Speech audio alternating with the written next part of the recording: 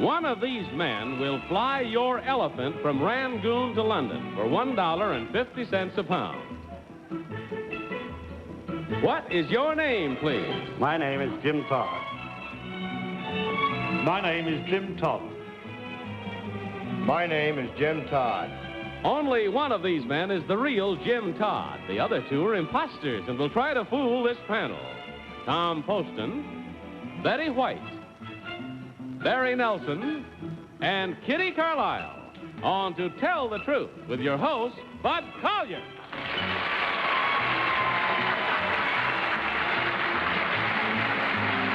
Thank you very much, and welcome once again to Tell the Truth. Brought to you this week by Dristan Nasal Mist, the decongestant nasal spray for relief in seconds from sinus congestion and head cold's distress. Dristan Nasal Mist. Betty, nice to have you back with us. You've been away too long. Oh, I felt that way too, Bud. It's fun to be here. Thank you. Glad you found your way. Now, panel, would you open up your envelopes for the first time tonight? Take out this first affidavit and follow along as I read.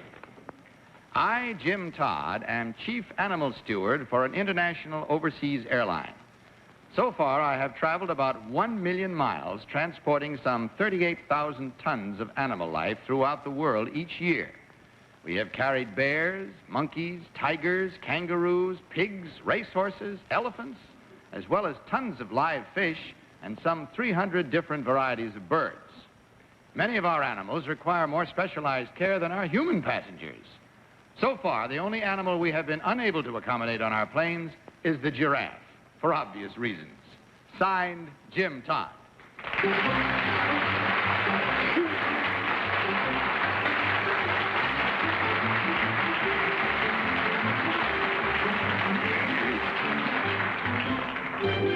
Very well, panel. These three gentlemen all claim to be Jim Todd. I guess you could call him airborne animal tender.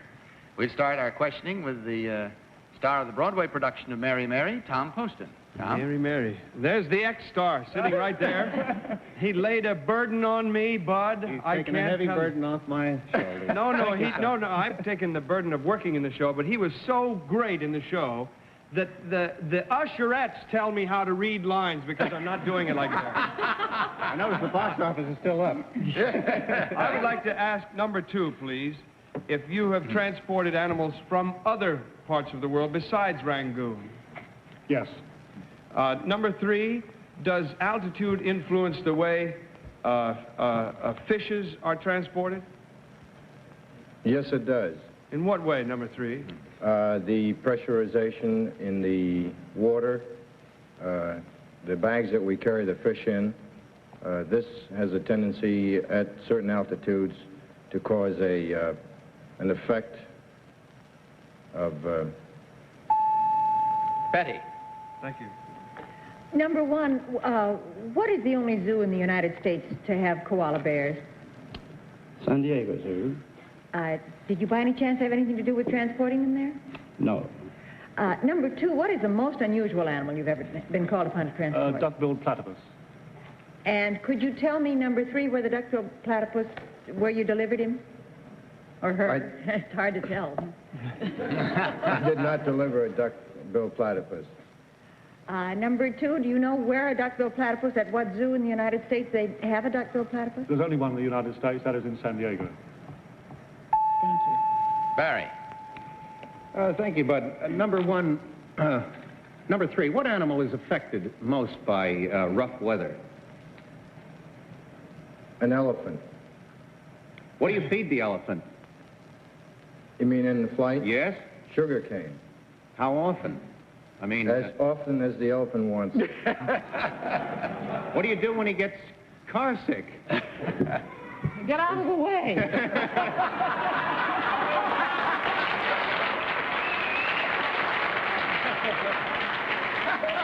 Yeah, I left a play to do straight lines. Number 2, what kind of a plane would you fly for an elephant? I mean, what... DC-7F. Kitty. Number 1, what is a rogue elephant? Would you repeat that, please? A rogue elephant. Road elephant? No, rogue, R-O-G-U-E. Oh, rogue. Oh, rogue elephant. Rogue elephant. Rogue, that would be a wild elephant. Number 2, can you tell me what is the smallest animal you've ever transported? Mice. A mouse? Mice. Mice? Yeah. For what? For veterinary purposes. And number 3, the largest animal is obviously the elephant. That is correct. Number 1, where do you store these animals? Where do they ride in the plane? In the cabin. They have no seats, obviously. That's all we have time for. So get ready with the affidavits, if you will, please, panel, and mark them right now. And, of course, without consultation, vote now for number 1, number 2, or number 3. Our team of challengers will receive the customary $250 for every incorrect vote.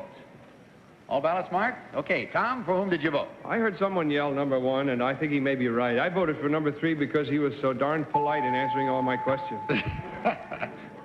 Betty, what is your choice?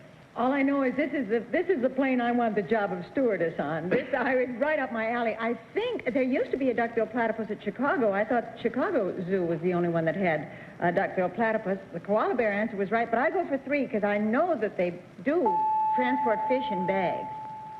And vice versa. Barry. Well, that was fine. I voted for number 3 because I thought he agreed with Kitty's answers. All right, Kitty, stand or fall by that. I voted for number 2. You fooled me with a duck-billed platypus. I thought that he knew where there was one, and I believed him when he said it was San Diego. So there we have it, with the votes all in, and if you're playing along at home with us, see how you're guessing, because we're going to come to the moment of truth right now and discover which one of these gentlemen actually is the airborne animal tender. So will the real Jim Todd please stand up?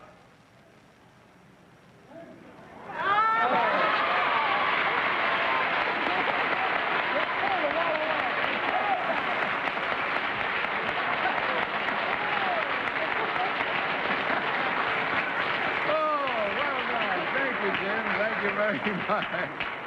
And just to set the record straight, since they fooled you entirely, Jim Todd is the chief animal attendant for KLM, Royal Dutch Airlines. And quite a job he does for KLM. Well, they got a goose egg for that one. Number 2, would you tell us your real name and what you really do? My name is Kenneth Langridge, and I'm the General Service Manager for Roots Motors Incorporated in New York City. And number 3, you got the, what should we say, lion's share of the vote. What is your real name and what do you do, sir? My name is Robert Van Beaver, and I'm the New York manager of Golf Digest magazine. Well,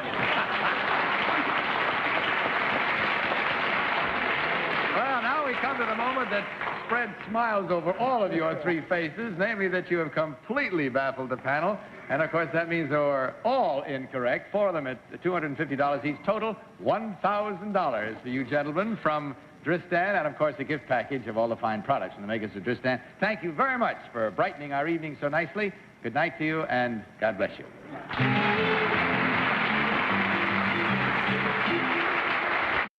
Panel, let's meet our next team of challengers.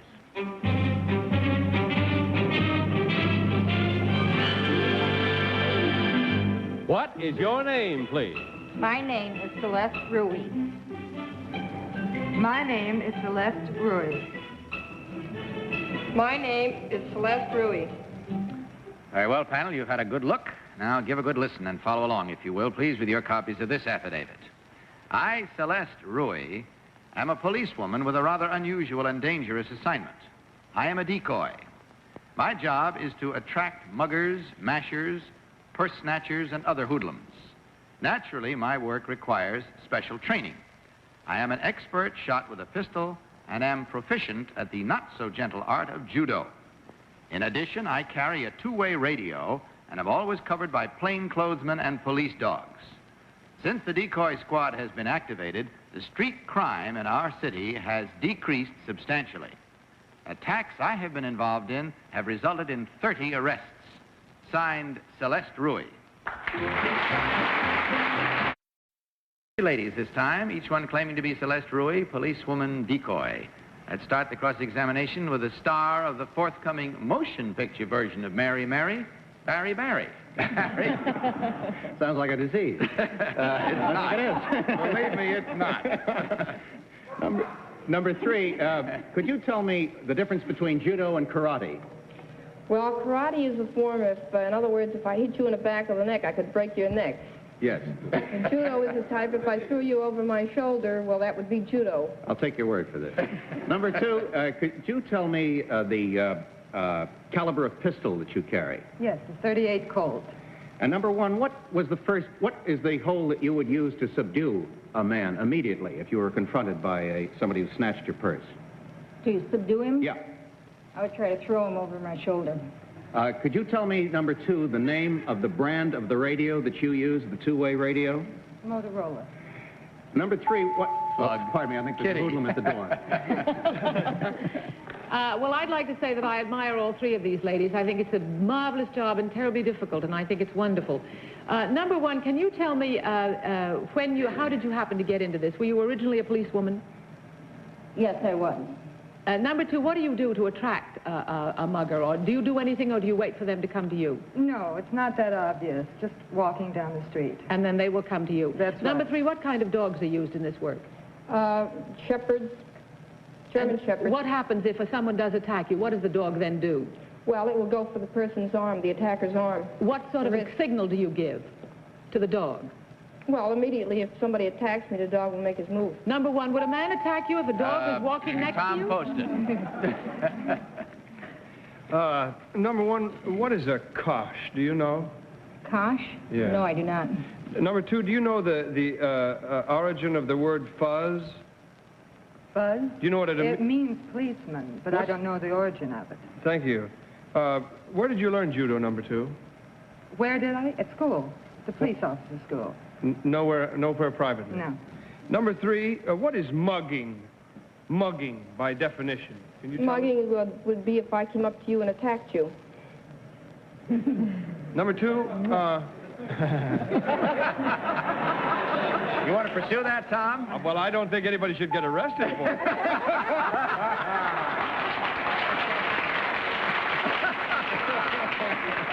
All right, Betty. Thank you, Bud. Number 1, police dogs are being used rather recently, are they not, in New York City? I don't know. Number 2? I don't know. Number 3? Police dogs in New York City? I wouldn't know about that. Well, let's try it another way. Number 3, your use of dogs in the park patrol is very frankly based on the success they've had with them in what city? Well, they've had them in several cities. I don't know all of them offhand. Number 2, your police commissioner admitted that they had such success in one city that he put them on the park patrol. Could you tell me what city that was? I believe it was St. Louis. Number 1, what is... That's all the time we have, I'm sorry to What say. is the right answer is what But I'm it's saying. time for you now to vote, so will you please do so? Mark your ballots immediately without consultation and vote for number 1, number 2, or number 3. Oh, I can't. Oh, I can't either. Right, mark them up there. Mark them up. Time's a wasting. All right, all marked. Tom, for whom did you vote this time? It's just a guess. I thought that they were all quite well trained, whether by the police force or by this staff. Treacherous. So your vote was for number 1, correct? Yes, thank you. Okay. Betty.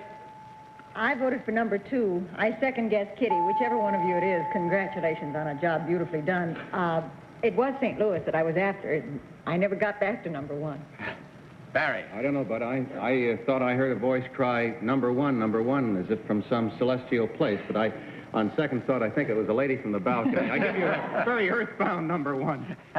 Kitty. I voted for number 1. I think she has a rather steely and serene look of a woman who's pretty sure of herself in any situation. All right, once again, we come to the moment when we find out who's right and who's wrong, which we will immediately, as we learn which one of these ladies actually is the policewoman decoy. So, will the real Celeste Ruy please stand up? Well,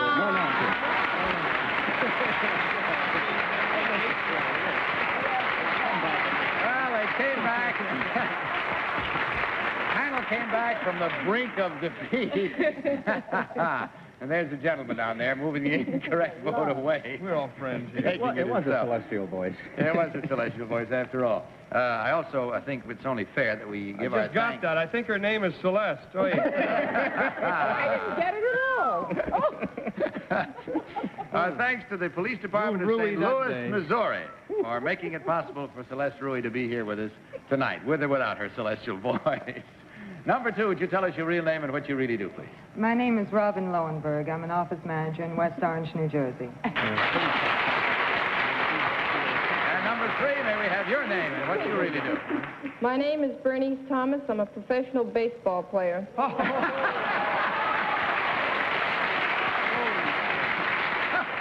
Hey, listen, Bud.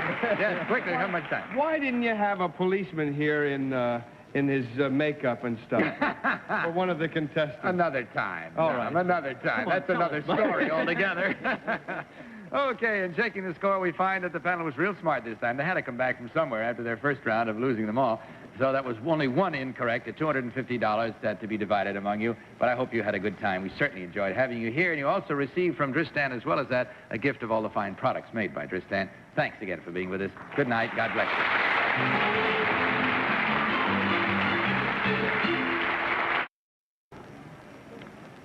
All right, panel, let's meet our third team of challengers.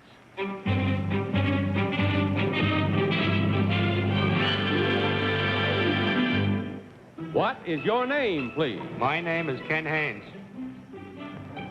My name is Ken Haynes.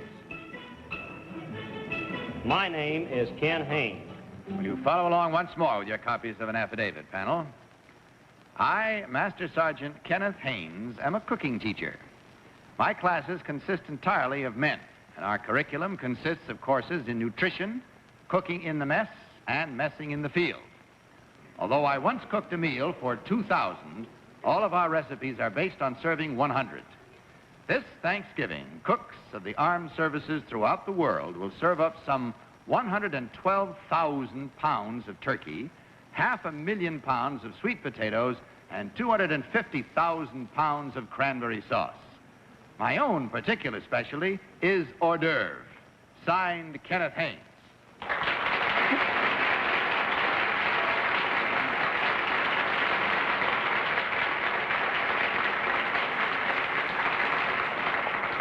Incidentally, panel, the display there of hors d'oeuvre on the table that you see prepared before you, these were all done, prepared by Sergeant Haynes before we went on the air.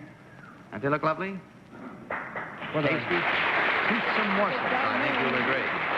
Now, don't despair, because we're going to give you all a chance to sample Mr. Haynes' ware in just a little while. But right now, these gentlemen having all claimed to be Sergeant Haynes, Master Sergeant and cooking instructor, let's find out who is going to start off, and it'll be Kitty Carlisle. Thank you, Kitty? Bud.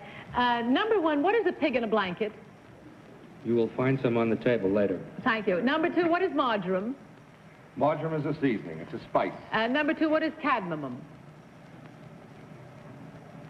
Oh, 3, I'm so sorry. Number 3? Yes, what is cadmium? This is a type of metal coating, I believe. Thank you. Number 1, what size of cauldrons do you cook your vegetables in? It depends what we're cooking for, ma'am. Well, for 100, let's say. It would depend on the vegetable, too, ma'am.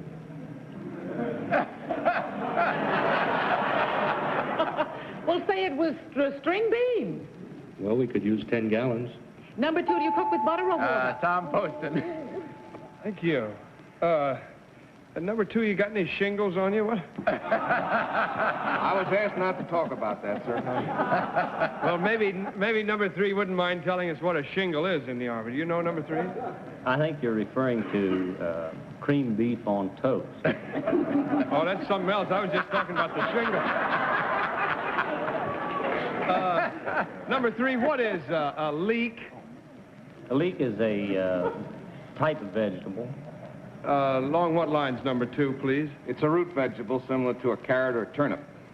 Number 1, what is fennel? Do you happen to know what fennel is? Yes, sir. We use it in bacon. In baking? Yes, sir. Thank you. Betty. Thank you, but I have to ask, is this an enrollment gimmick, or is this regular Army fare, what I see spread out there? Which one do you want to ask? You. I would say no, quickly and emphatically. I would think so. Number 1, how much dressing would you make for 100 turkeys? For 100 turkeys? I've never made 100 turkeys, man. Well, say you were showing your class how to cook number 3. Cook 100 turkeys. How to cook number 3? That's messing in the field. Well done. Number 3, if you were cooking 100 turkeys, how much dressing would you make?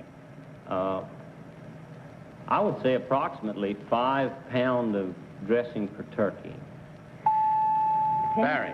Number 2, is this uniform the one that you use? This is the one I use when I'm cooking. It's not like the one you use. It is the actual one you use? This is the actual uniform I use. How long does it take to cook a 15-pound turkey? 15-pound turkey cooked in a 350-degree oven would take approximately 3 hours. This may save a lot of Thanksgivings for everybody. Number 1, could you tell me what a thermometer should register when you cook a pork roast when it's finished? It could register up to 400. It would also depend on your roast, sir. Number 3, what is monosodium glutamate? It is used to accent. Thank you. Number 1, what is dill? Dill is about the time we have now, and that namely null. So we have to stop questioning and get to the business of marking ballots. Will you kindly do so? Immediately, without change, of course, and naturally, as always, without consultation. As you vote for number 1, number 2, or number 3. All set, all ballots marked? Tom, which one did you select this trip? I voted for number 3. I was particularly fond of the straightforward and forthright way in which he answered the questions. Also, I had a feeling that some of the answers that he gave were correct, and that influenced my vote tremendously. It usually does. Betty, what is your choice? I'm glad to know I'm not alone anyway. I voted for number 3. Did you? Won't do any good to switch those. No, it won't help at all. And being the great authority, my specialty is cheese and crackers. That's about all I can cook. But I think he's the sneaky one tonight. Barry. Well, I voted for number 3. I thought he gave the most forthright answers, too, which probably will do us all in. Oh. Kitty, you going to make it unanimous? No. I voted for number 1, although he said fennel was used in baking, and I think it's a vegetable. But, isn't it? Yes, it is. Number 3 said that cadmium was used for something else, and it's a spice. So I voted for number 1. It's probably number 2. No, and I know why. Number 1 looked at the table with a great sense of pride and a kind of paternal affection. Probably just hungry, honey. Probably just hungry. I look that way, too. All right, there we have it with all the votes in and the minds made up rather conclusively. And for 3 of them at least, let's find out how close we've come to the truth this time as we learn which of these gentlemen actually is the cooking instructor and master sergeant. So will the real Kenneth Haynes please stand up? Oh, you got it! Look at that! Well, they made a big comeback tonight. Thank you, sir. Thank you very much. After your bad beginning, you sure have come through with a swift closing, all of you. Yes, sir. Do you really need 5 pounds of dressing for a turkey? I say approximate.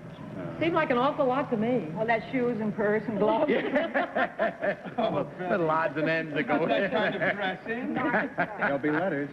It's not formal dressing. No, it's not for a... All right, and checking over the score, then this time I want to find out first about these other 2 stalwart gentlemen. Number 1, what is your real name and what do you really do, sir? My name is Bob O'Connor. I'm a salesman. I sell Norelco hearing aids and Norelco electric shavers. And number 2, may we have your name and what you do? My name is Bob Steinecker. I'm the New York salesman for Dubarry Cosmetics for Lovelier Women.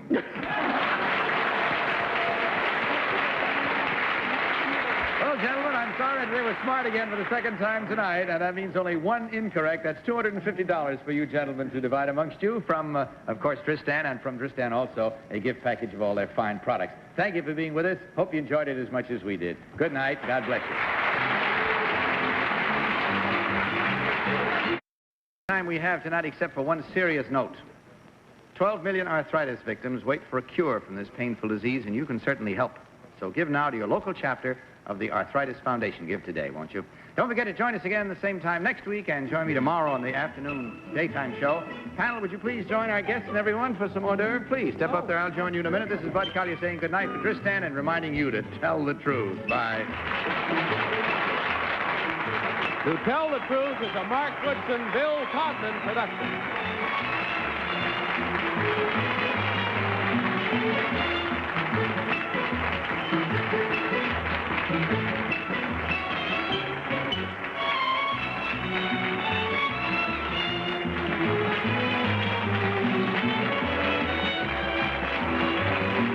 Tell the Truth has been brought to you tonight by Wizard Room Deodorizer. For special rooms, buy new unscented Wizard. Buy every Wizard. Johnny Olson speaking for To Tell the Truth. This program was pre-recorded.